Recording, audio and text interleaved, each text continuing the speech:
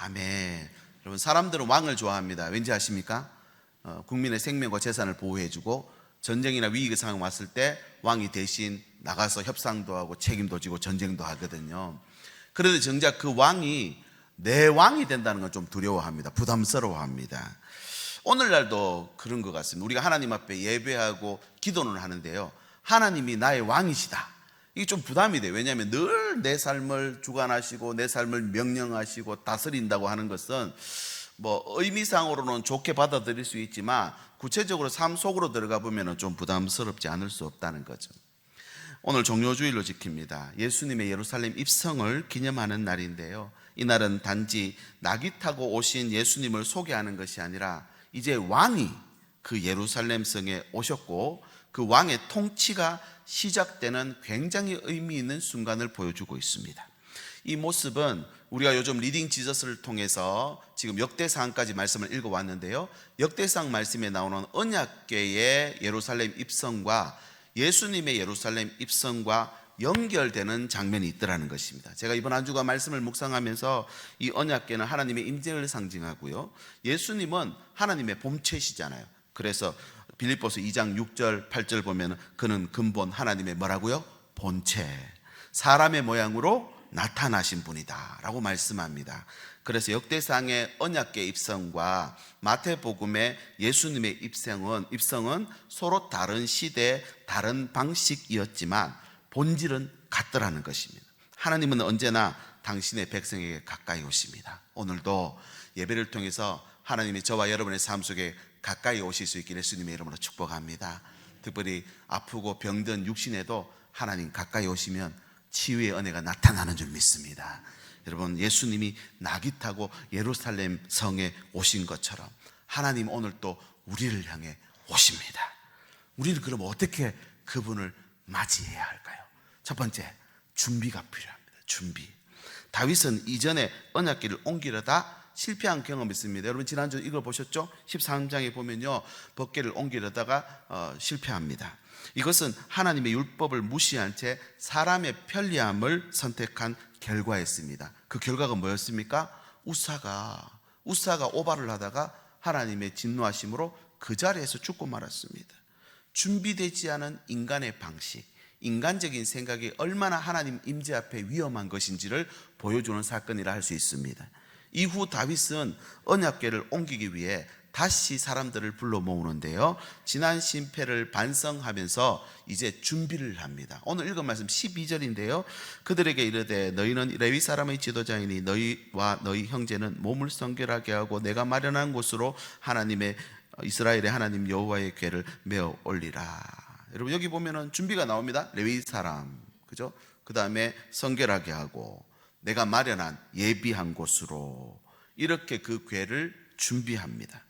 이렇게 먼저 강조한 것은 성결하다 이건데, 단순히 깨끗하라는 씻어라 이런 말이라기보다는 마음과 삶 전체를 구별해 드리는 것을 의미합니다. 또 다윗은 언약궤를 메어 올리라 그랬죠. 민수기 4장에서 규정한 대로 고앗 자손이 궤를 어깨에 매도록 되어 있었습니다.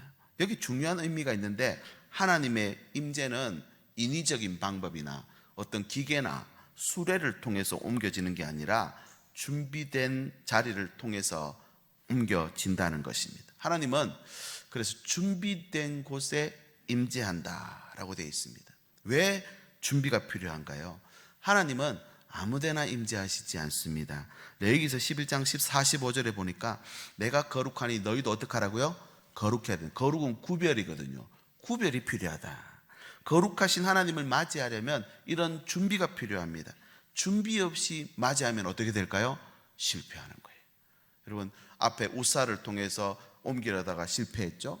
예루살렘에 예수님이 낙이 타고 입성했을 때는 환영했지만 그들은 예수님을 메시아로 맞이하지 않습니다. 이게 실패하고 만 것이죠. 왜 그랬습니까? 준비 없어서 그렇습니다. 단지 제사나 예식이 아니라 삶의 모든 영역에 준비가 필요합니다. 준비는 하나님을 향한 태도로 나타납니다. 우리가 사랑하는 사람 맞이할 때, 귀한 손님 맞이할 때 아무렇게나 하지 않죠. 하물며 만왕의 왕, 전능하신 하나님을 맞이하는 자라면 그분을 위한 준비는 필수 아니겠습니까? 이것이 늘 그 시간, 우리가 늘 그 장소 예배하니까 그냥 오늘 또 아이고 바쁘네 빨리 가자 그러고 와서 예배하는 것과 한 주간 하나님의 임재를 연습하고 예배하고 하나님의 말씀을 준비해서 와서 예배하는 그 믿음의 부피는 다르다는 그랬습니다. 여러분, 이것이 존중과 사랑의 표현입니다.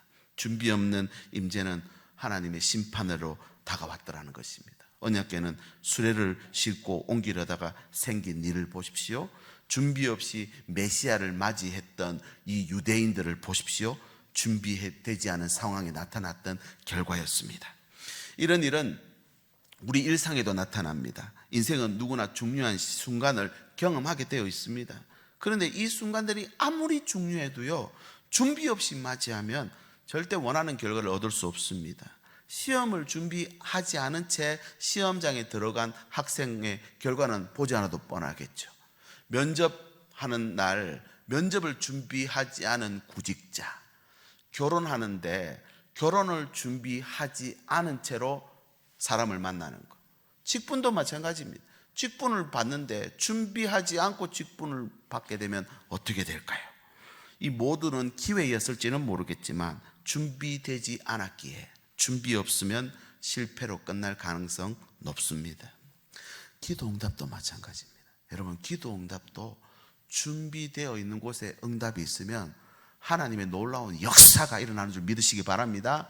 그런데 준비 없이 기도 응답이 일어나면요, 다음에 또 하나님 앞에 매달릴 수밖에 없는 상황이 됩니다.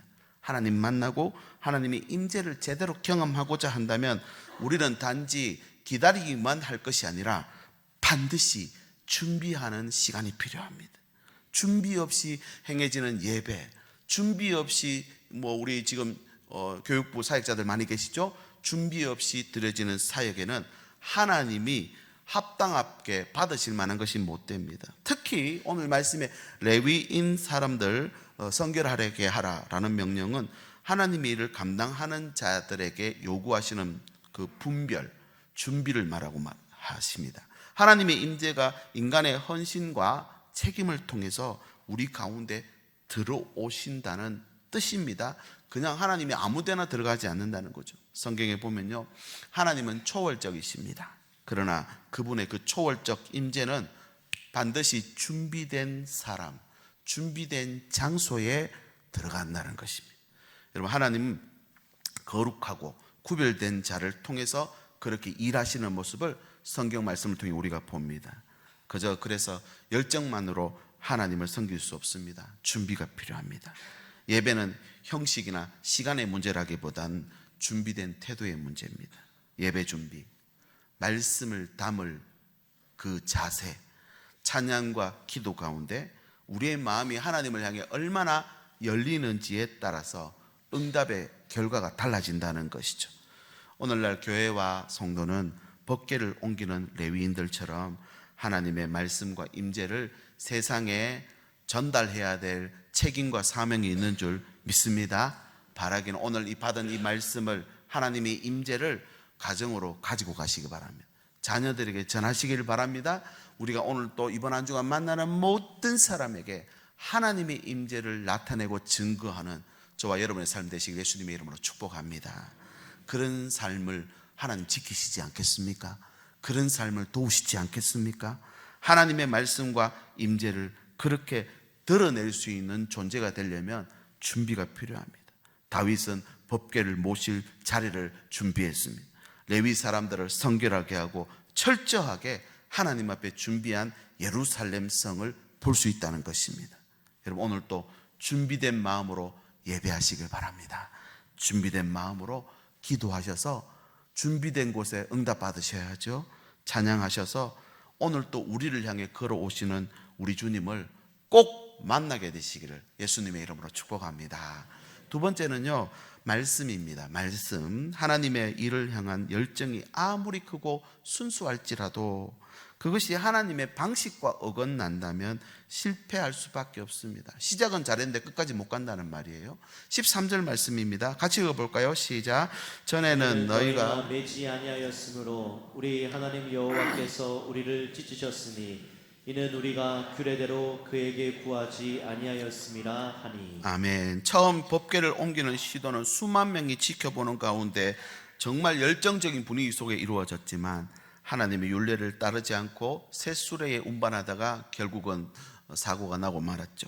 하나님께서 정하신 방법은 레위 자손, 특히 고핫 자손이 어깨에 매도록 민수기 4장 15절에 규정하고 있습니다.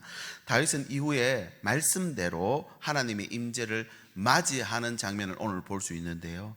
법궤가 예루살렘에 입성하는 장면과 서두에 말씀드린 대로 예수님이 예루살렘에 입성하는 장면은 성경을 통틀어서 가장 장엄한 아주 중요한 장면이라 할 수 있습니다. 왜냐하면 하늘의 하나님이 이 땅에 하나님의 처소로 임재하는 장면이거든요. 이 두 사건은 단순히 역사적 사건이라기보다 하나님이 그 백성 가운데로 오시는 굉장히 의미 있는 구속사적 메시지를 담고 있다는 것입니다. 먼저는 이 두 사건의 공통점이 있습니다. 거룩한 중심의 이동입니다. 하늘의 하나님이 이 땅에 있는 우리에게 찾아오신 사건. 법궤는 하나님의 임재를 상징하는 거룩한 성물이었습니다. 이 법궤가 예루살렘 성으로 들어가므로 다윗은 하나님 중심 신정 국가로 하나님 앞에 서기를 원하는 그 마음을 법궤를 예루살렘으로 모셔드림으로 표현하고 있습니다. 예수님이 하나님의 육신이 되어서 예수님이 이 땅에 오신 사건, 임마누엘이죠. 이 예루살렘에 입성하는 이 사건은 하나님의 통치가 시작되는 사건이었습니다. 이 땅에서 말입니다. 법궤를 맞이할 때 그 당시 레위인들은 악기를 연주하고 찬양했습니다. 백성들은 환호했습니다. 또 예수님 당시에도 예루살렘에 입성하실 때 무리들이 겉옷을 바닥에 깔고 종려나무 가지를 흔들었다. 그래서 오늘 종려주일입니다. 요한복음 12장 13절 종려나무 가지를 가지고 맞으러 나가 외치되 호산나 찬송하리로다 주의 이름으로 오시느니 곧 이스라엘의 왕이시여 하더라. 두 사건 모두 하나님의 임재가 백성 가운데 들어가는 장면입니다. 차이점이 있습니다. 이 장면에 보면요, 법궤는 철저히 하나님의 말씀에 담아 움직이고 있습니다. 레위인들이 자신을 구별하고 말씀대로 어깨에 메었다는 것이죠. 반대로 예수님 당시의 이 예루살렘 입성은 외적인 환영은 똑같았지만 백성의 기대는 말씀과는 전혀 거리가 멀었다는 것입니다. 그들은 정치적 해방자 예수를 기대하고 그래서 메시아를 맞이했으니까 자신의 기대들과 안 맞는다는 걸 알고 결국 며칠 만에 십자가에 못 박으라라는 하는 성난 군중으로 돌변해 버렸습니다. 다윗은 법궤를 단순한 상징으로 여기지 않고 말씀으로 여겼습니다. 하나님이 오신다. 그러나 예루살렘 예수님 당시의 군중은 메시아가 자기 소원 이루어 주기를 원했습니다. 그 결과 하나님의 아들이고 말씀의 본체가 오셨는데 못 알아보더라는 거예요. 지금도 그들은 메시아를 기다리고 있습니다. 다윗의 벼를 국기에다 그려놓고 이미 오셨는데 여러분 말씀이 없으면 이렇게 됩니다.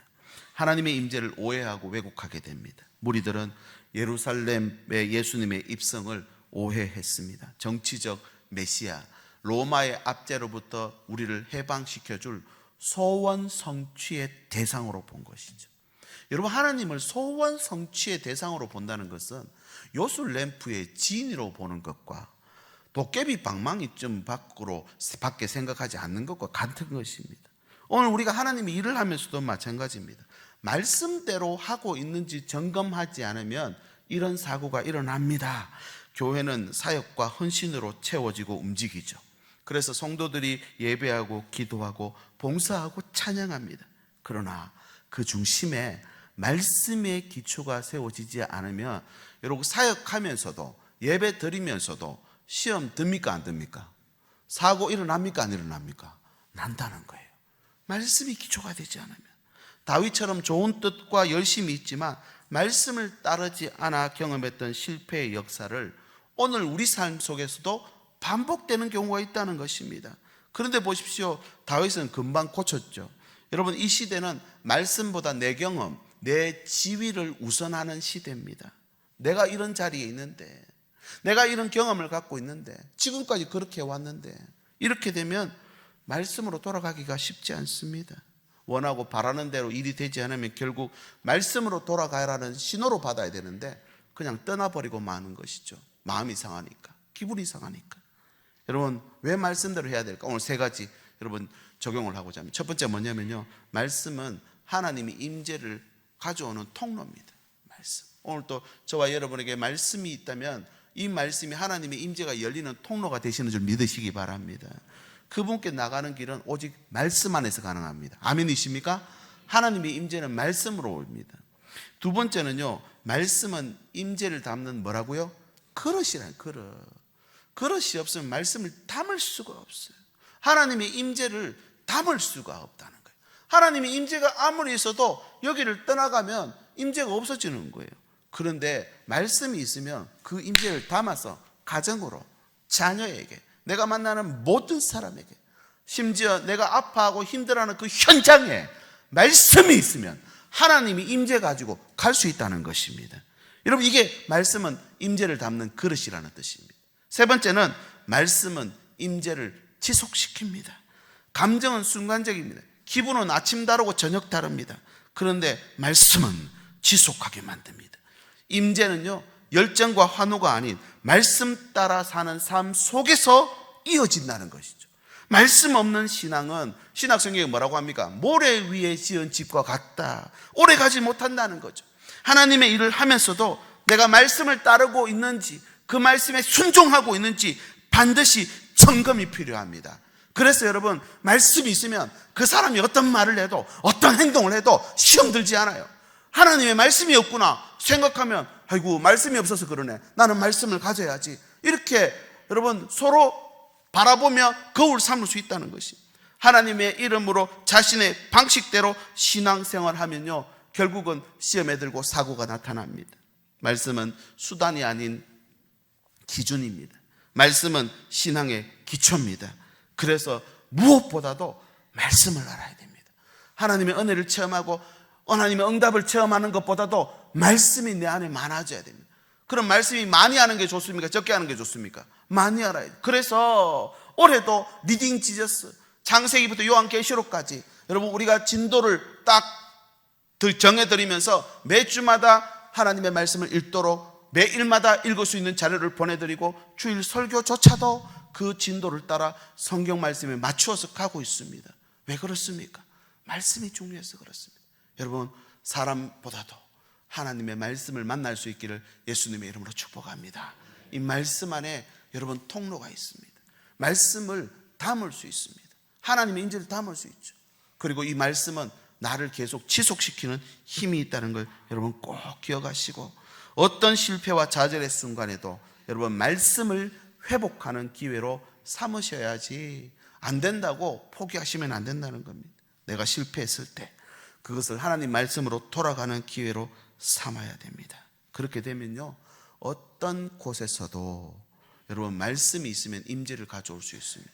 내가 바닥을 치고 정말 힘들고 어려운 내 삶의 어려운 현장에 간다 할지라도 내 안에 말씀이 있으면 임재가 거기 들어오거든요. 여러분, 이것이 진짜 말씀의 힘입니다. 말씀대로 여러분 하나님의 모든 임재를 누릴 수 있는, 또 만날 수 있는, 또 증거할 수 있는 우리의 삶이 되시기를 진심으로 소망합니다. 그래서 임재, 여러분 임재를 담는 그릇, 말씀을 준비하셔야 됩니다. 그리고 이런 임재가 있으면 이제 우리 어떻게 될까요? 임재를 이제 실어 나를 수 있습니다. 이걸 조금 고상한 말로 하나님 보좌를 내가 움직일 수 있는 거예요. 여러분, 이게 좀 불경한 말처럼 들리시죠? 근데 이게 가능합니다. 뭘로 가능하느냐? 셋째, 헌신으로 가능합니다. 헌신.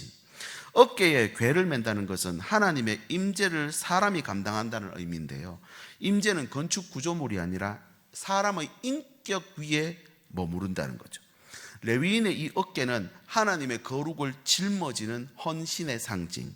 그러니까 어깨에 맸다는 것은 성경에서 원어를 풀어보면요, 책임을 의미합니다. 책임진다는 거죠. 하나님의 임재를 책임진 사람 그 중심에 제사장들과 레위인들이 있었습니다. 14절 같이 또 읽어보겠습니다. 시작. 이에 예, 제사장들과 레위 사람들이 이스라엘 하나님 여호와의 궤를 메고 올라가려 하여 몸을 성결하게 하고, 여기도 보십시오. 또 성결하게 합니다. 하나님의 임재를 감당하기 위해 자신을 준비하고 헌신하는 것을 의미합니다. 언약궤는 하나님의 임재를 상징하거든요. 이 임재를 감당한다는 것은 하나님의 그 놀라운 사역을 운반한다는 것을 의미하고, 이것은 그 삶 속에 가장 최고의 영광이기도 하지만 가장 무거운 책임이기도 하다는 것입니다. 여러분, 하나님의 임재는 언제나 누군가의 어깨에 올려져서 이 땅에 임했습니다. 그들은 자신의 몸을 성결하게 해서 법궤를 어깨에 맸다는 것입니다. 한 주간 내내 사역자들이 기도하며 사역을 준비합니다. 왜 그렇습니까? 하나님의 이 임재를 어깨에 메고 우리 성도들에게 또 예배 안에 사역 안에 드러내기 위해서 그렇습니다. 말도 행동도 그래서 조심할 수밖에 없습니다. 우리 성도들도 마찬가지이시죠. 하나님이 주시는 이 임재를 옮기려면요, 내가 하나님 앞에 헌신되고 어깨에 매야 된다는 것입니다. 여러분, 식당에서도 어깨에 맨 분들이 계십니다. 차량 봉사하시는 분들 어깨에 메고 계시는 거예요. 무거운 짐을. 우리 교사로 섬기시고 있는 우리 부서의 모든 선생님들 어깨에 메고 계시 영혼들을. 여러분, 하나님이 앞에서 책임지는 이 모습들이 결국 하나님의 보좌를 움직여 간다는 것입니다.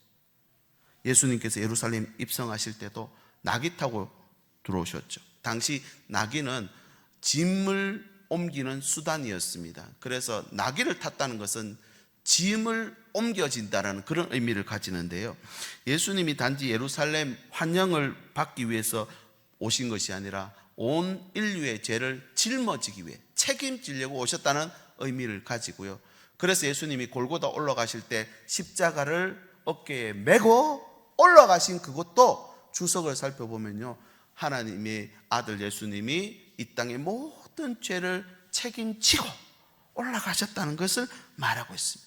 하나님은 오늘도 어깨에 매는 자를 통해서 세상 가운데로 임재로 들어가십니다. 오늘도 그럼 누군가 헌신해야 되겠죠. 왜 헌신이 필요한가? 또 세 가지 적용해 보겠습니다. 첫 번째, 같이 한번 읽어볼까요? 첫 번째, 헌신은 하나님을 향한 사랑의 증거이기 때문입니다. 왜 제가 사랑이라고 규정을 했느냐면, 사랑에는 책임이 따르거든요. 사랑은 단순히 감정이 아닙니다. 내가 보니까 좋고 예쁘니까 좋고 내 마음에 들어서 좋고 이건 사랑이 아닙니다. 성경에 사랑은 뭐라고 되어 있습니까? 사랑은 오래 참고, 사랑은 믿는 것이고, 사랑은 바라는 것이고, 사랑은 견디는 것이다. 이 책임지는 것이 책임지는 게 사랑이에요.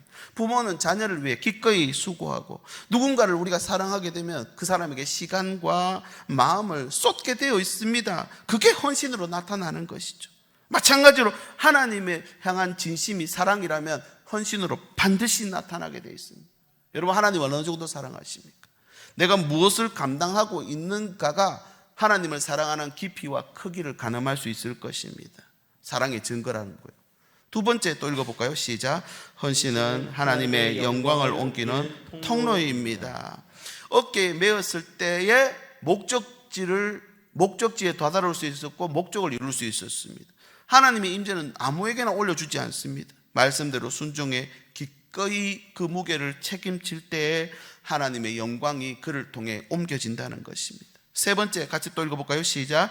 헌신은 공동체를 살립니다. 생명의 젖줄 호흡기입니다. 숨이 다 끊어져 가는데 호흡기 갖다 대면요, 다시 살아나는 것이죠. 레위 사람들이 법궤를 어깨에 메었기 때문에 하나님의 임재로 예루살렘이 회복되기 시작하고 그곳에 하나님 나라가 임하는 것입니다. 오늘날 교회도 여전히 하나님의 임재가 필요합니다. 아멘이십니까? 오늘 예배 드리는데 시끄러운 악기 소리만 있고 사람 소리만 있고 목사의 목소리만 있으면요, 이건 아무것도 아닌 거예요. 안 온 것만 못한 거예요. 하나님의 임재가 있을 때에 거기 진정한 영광이 나타나는 줄 믿습니다. 그런데 이 임재는 그냥 하늘에서 떨어지는 게 아니더라는 것입니다. 준비된, 헌신된 어깨가 있을 때, 그때 하나님의 임재가 이 땅 가운데 옮겨진다는 것입니다. 이제 우리가 이제 움직여야 됩니다. 우리가 오늘 이 임재를 하나님 앞에 경험했다면 가정으로 옮겨가실 수 있기를 예수님의 이름으로 축복합니다. 우리 먼 곳에 있는 자녀들에게도 그들에게도 하나님의 임재를 보내줄 수 있기를 원합니다. 헌신 속에서 세상으로 옮기려면 교회가 또 사회를 위해 헌신해야 되겠죠. 여러분, 헌신하는 사람이 교회를 세우고 한 사람을 세우고 예배를 만들어갑니다. 다음 세대도 헌신을 통해 세워지는 것입니다. 우리 교회 70년 역사 가운데 정말 많은 믿음의 선진들이 헌신해서 여기까지 하나님의 임재를 날라왔던 것입니다. 그 수고가 하나님의 임재를 지속하게 하는 기반이 되는 것이죠. 나는 지금 내 어깨에 어떤 짐을 지고 계십니까? 내 삶에 무거운 짐만 지고 계실 것이 아니라 하나님의 향한 진정한 사랑을 내 어깨에 메고 걸어가실 수 있기를 바랍니다. 이거 내 짐 좀 내려놓고요, 그 다음에 그거 질게요, 여러분, 아닙니다. 그거 지면 이 짐 누가 대신 지십니까?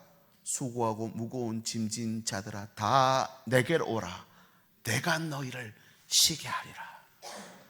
주님이 내 짐 대신 져주신다는 거예요. 나는 누구 짐 지고요? 하나님의 그 임재의 짐을 내가 지는 것입니다. 오늘도 나는 내 몫의 태인 십자가 지고 그분 따라가야 될 줄 믿습니다. 신앙은 그래서 말이 아니라 헌신입니다. 형편되면 조건 돼서 섬기는 게 아니라 형편 안 되지만, 조건도 안 되지만, 자격도 없지만 하나님 앞에 헌신해 지기 시작하면 임재가 오는 것이고, 그 임재를 통해서 하나님 나라가 이루어져 간다는 사실. 여러분, 레위 사람들은 자신에게 맡겨진 임재를 충실히 감당합니다. 오늘날 우리 교회 안에서도 은사와 사명을 맡은 이들이 말씀에 따라 하나님의 임재를 옮기고 있습니다. 꼭 직분 받은 자들만 옮겨야 됩니까? 아니요. 직분 받지 않아도 하나님의 임재를 내 어깨에 메면 그분이 직분자가 되는 거예요.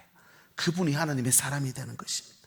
하나님은 지금도 어깨에 맬 사람을 찾고 계십니다.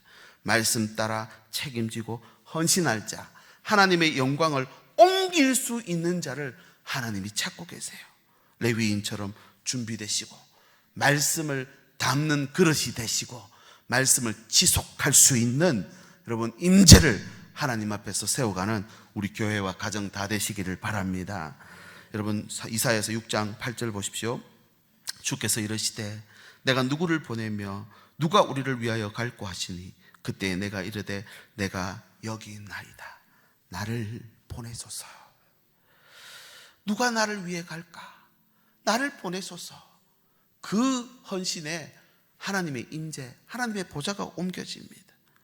하나님의 임재가 이렇게 사람의 헌신으로 예루살렘에 들어가는 모습을 보면, 여러분, 오늘 또 저와 여러분이 제대로 하나님 앞에 헌신하고 하나님 앞에 드리면요, 그 임재를 우리의 가정 속에도, 우리의 수고와 눈물 속에도, 우리 집에 있는 문제 속에도, 심지어 내 병든 육체에도 임재를 옮겨가게 되는 줄 믿습니다.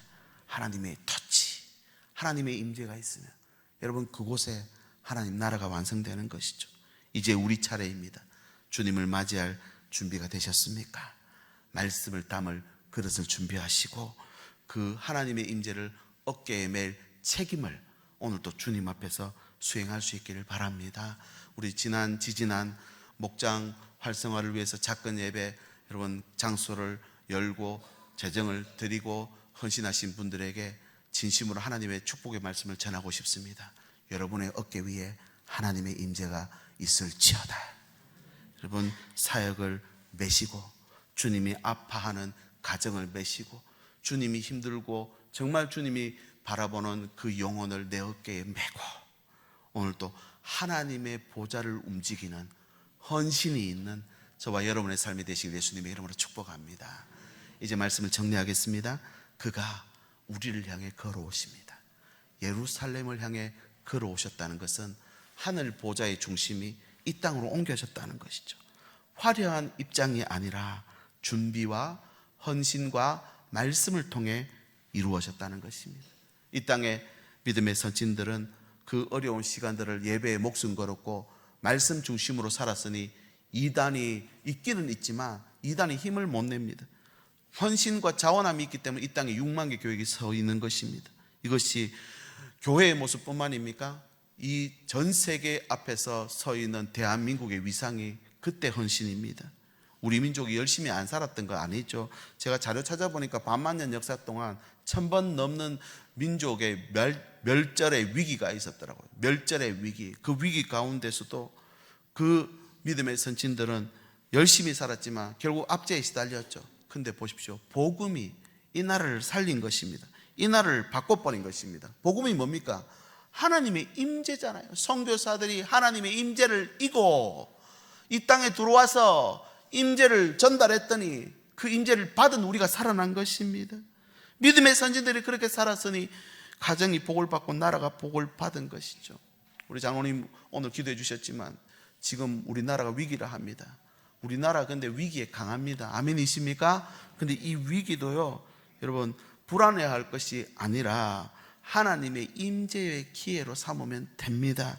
우리 가정에는 위기 없습니까? 여러분의 삶은 안녕하십니까? 아니죠. 위기가 옵니다. 그런데 보십시오. 여전히 그 위기 가운데 있는 이 땅에 주님은 하나님의 임재를 가지고 예루살렘을 향해 오셨다는 사실. 이게 종료주일입니다. 종료주일. 그러면 종료주일은 절기로만 지킬 것이 아니라 예루살렘뿐만 아니라 주님 내 삶에도 오시옵소서. 주님 내 눈물과 아픔에도 오시옵소서. 우리 가정에도 찾아와 주시옵소서. 내 이 병든 육신에도 주님 오시옵소서. 여러분 믿음으로 고백하고 선포하시고 만날 수 있기를 진심으로 소망합니다. 그래서 다음 주 한 주간은 고난주간으로 보냅니다. 그냥 막무가내로 주님 아파하니까 나도 아픈 척 해야 되고 나도 좀 굶어야 되고 나도 그냥 인상 계속 쓰고 다니고 그겁니까? 아닙니다. 종료주일은요, 하늘의 하나님이 우리 가운데 오신 의미 있는 날입니다. 그분이 오시면 됩니다. 여러분 이 월, 화, 수, 목, 금 십자가 사랑이라는 제목으로 용서, 확신, 책임, 순종, 갈망이라는 주제를 가지고 함께 준비된 은혜를 나누고자 합니다. 3부 예배 마친 직후에 제가 정말 몇 달 동안 준비한 묵상 자료를 여러분들의 카톡으로 전부 다 보실 수 있도록 예배 자료집처럼 다 나눠드리겠습니다. 오늘부터 그 묵상을 읽어보시고 내일 새벽기도 참여하시면 좋겠습니다. 온 교회가 정말 예루살렘으로 향해 오신 그 주님을 만나는 복된 한 주간 되실 수 있기를 예수님의 이름으로 축복합니다. 문들아 머리 들어라, 영광의 왕 들어가신다. 영광의 왕인 뉘시뇨 강하고 능하신 주시로다. 정말 전쟁에 능하신 그분이 오신다는 거예요. 그분을 만나야 되지 않습니까? 그분을 제대로 여러분 영접해야 되지 않겠습니까? 맞이할 준비를 하시고 그분을 담을 그릇을 준비하시고 하나님이 주시는 놀라운 그 임재에 헌신하여서 임재를 옮겨갈 수 있는 그런 능력의 또 믿음의 삶이 될 수 있기를 진심으로 소망합니다. 이 시간 같이 한번 기도하겠습니다. 세 가지입니다. 주님을 맞이할 준비를 하게 해주십시오. 주님을 맞이할 말씀을 주십시오. 주님을 맞이할 헌신되게 해주십시오. 함께 믿음으로 기도하고 이 찬양 드리겠습니다. 하나님 아버지 감사합니다. 오늘 이 아침에도 하나님의 말씀을 우리의 마음에 담습니다. 이 땅에 오셔서 하나님이 입성하시며 우리에게 맞이할 준비된 날 묻으십니다. 다윗이 법궤를 옮기기 위해 거룩하게 준비했듯이 우리도 하나님 말씀 위에 다시 준비하고 세워지게 해주시옵소서. 습관이 되게 해주시지 않게 하시고 하나님 임재 앞에 넓게 어서 정결한 예배자로 하나님을 정말 진심으로 주님의 뜻대로 맞았는 아버지, 오늘 또 헌신하고 순종하는 저희들 다 될 수 있기를 원합니다. 오늘도 그 임재 앞에 주님의 뜻을 이루는 삶이 되게 인도하여 주시옵소서. 예수님의 이름으로 기도드립니다. 아멘. 우리 자리 모두 일어나셔서 함께 이 찬양 드리겠습니다.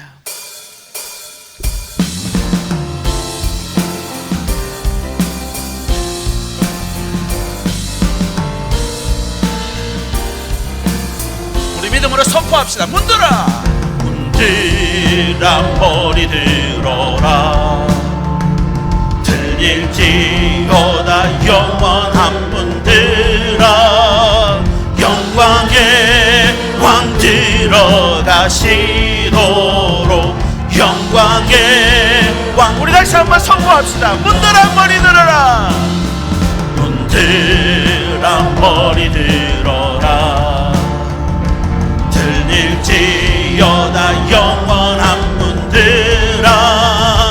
영광의 왕 들어가시도록 영광의 왕 들어가신다. 영광의 왕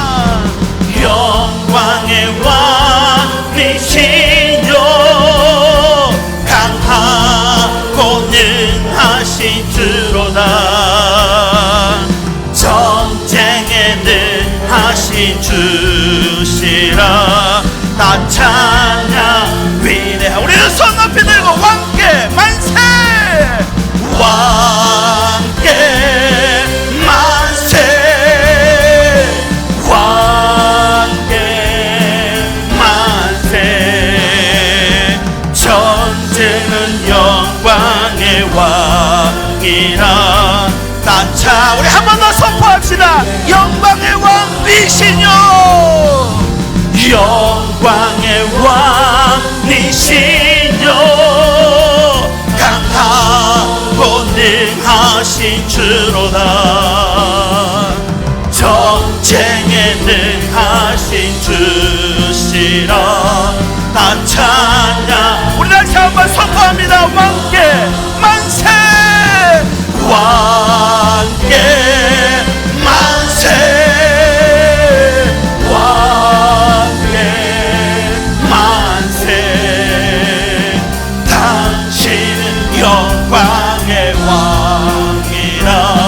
다 찬양 위대하신 왕. 우리 왕으로 오시라는 게 박수로 한 번 더 영광 돌리겠습니다. 할렐루야. 기도하겠습니다. 주님, 오시옵소서. 우리 가정에 오시옵소서. 우리 자녀들에게 좀 오시옵소서. 우리 눈물 가운데, 아픔 가운데, 문제 가운데 오시옵소서. 병든 이 육신에도 오시옵소서. 준비 없이 맞이했던 그 모습이 아니라 준비된 말씀을 담을 만한, 그리고 하나님의 헌신을 온전히 이룰 만한 어깨에 밴 그런 순종으로 주님 앞에서는 우리 모든 주의 백성들, 그래서 진정한 메시아를 맞이하는 우리 모든 성도들, 가정과 일터와 자녀들 되게 해 주시옵소서. 이 시간 예물 드렸습니다. 주일헌금, 감사헌금, 선교헌금, 목적헌금 11조를 드립니다. 이 예물이 하나님 나라를 위해 쓰이게 해주시고 한 영혼을 살리고 세대를 일으키며 복음을 전하는 일에 아름답게 쓰여지게 함께하여 주시옵소서. 우리 주 예수 그리스도의 은혜와 하나님의 사랑과 성령의 교통하심이 오늘도 주님의 임재를 맞을 준비된 삶을 결단하는 주의 백성들 위해, 저들의 가정과 일터와 자녀들 위해 항상 함께 계시기를 간절히 축원하옵나이다. 아멘. 감사합니다.